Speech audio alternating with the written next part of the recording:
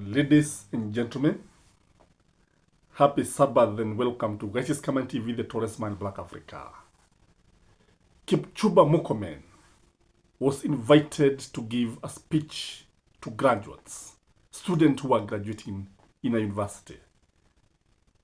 And instead of giving a speech that was going to encourage or inspire the new graduates, the CS decided to talk about politics. The CS decided to accuse the media, accuse the critics of William Samoei Ruto, accuse the church, and accuse any person who has a contrary opinion to William Samoei Ruto's administration. The funny thing is that Kipchumba Murkomen here was telling us that we are accusing or we are criticizing William Samoei Ruto because he's encouraging. That was laughable, ladies and gentlemen, coming from a CS. That Kenyans are not comparing William Samoei Ruto to Mwai Kibaki. They are only comparing William Samoei Ruto to Daniel Toroitich arap Moi. And according to Kipchumba Murkomen, who is a propagandist, William Samoei Ruto has done so much, and the economy has done so much, and so many people now are going to the airport because previously not used to go to the airport. According to him, people have become very clever. They are no longer fools. And although William Samoei Ruto aliwaita magavana liars and conmen. So, according to Kipchumba Murkomen, it is a church that has a problem. It is the lecturers, it is the doctors, it is the teachers, it is the common mwananchi who have a problem. And simply because he's encouraging. I know that Kipchumba Murkomen is very bitter because of the Adani deal, because it was cancelled and he was in the heart of it. He was a mastermind of this, which was actually a history from Argos. I know he's bitter because they have lost Mount Kenya, they have lost the church, they have lost university education, university student, and they have lost the Gen Z. And I want to tell him that people have no problem with a encouraging president. The problem is nepotism.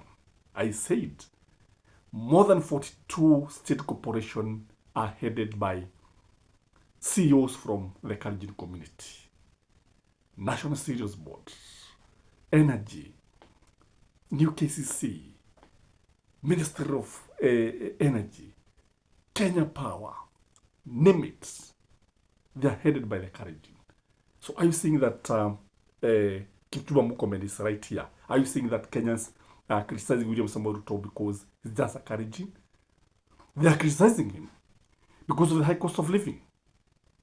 Do you expect the university student of the parents to praise William Samoei Ruto, who said that they are not even going to change the new funding model that has actually made education unaffordable?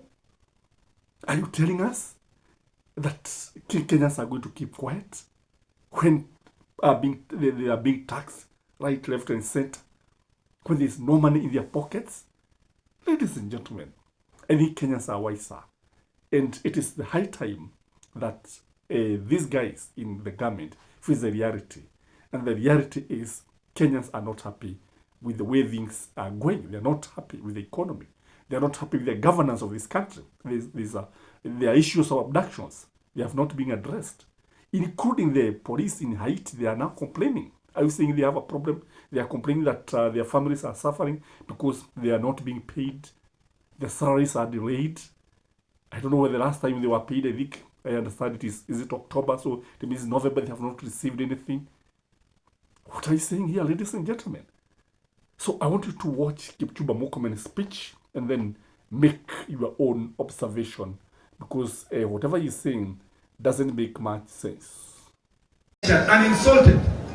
And especially if you look at what the president has done in 2 years. 2 years is not comparable with his predecessors in their 2 years in office. Mheshimiwa Rais kwa miaka 2 amebadilisha uchumi ya Kenya ambayo ilikuwa inaenda kusoroteka, na mpaka saa hizi tuko inflation imeshuka chini, will be the high, yani the lowest we have had in almost 17 years. And he's being criticized. And sometimes I want to say this as I'm in Kericho here. I find it unfair that many people, especially the church, the media, and our critics, are criticizing President William Ruto, not based on the facts, on the things we are doing, but it's a criticism that is laced with tribalism. I find it unfair that President William Ruto is not being compared with President Uhuru Kenyatta, is not being compared with President Mwai Kibaki, is not even being compared with President Jomo Kenyatta, because of the disease and mentality of tribalism. Every critic of William Ruto is comparing him with Daniel Arap Moi, as if there was only one president before him. It is unfair to find fault on the president based on where he comes from or comparing with a president who came from this community before. Let's criticize him for the facts as they are. Compare President William Ruto with his predecessor the first 2 years. Compare President Ruto with President Mwai Kibaki the first 2 years.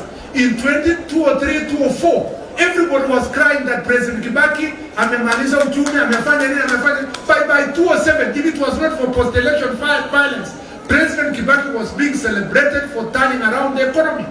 And that's why we want to say here confidently that we have confidence in President William Samoei Ruto. If we give him the necessary time and criticize him fairly, we are going to get proper results for our country. And there is no other country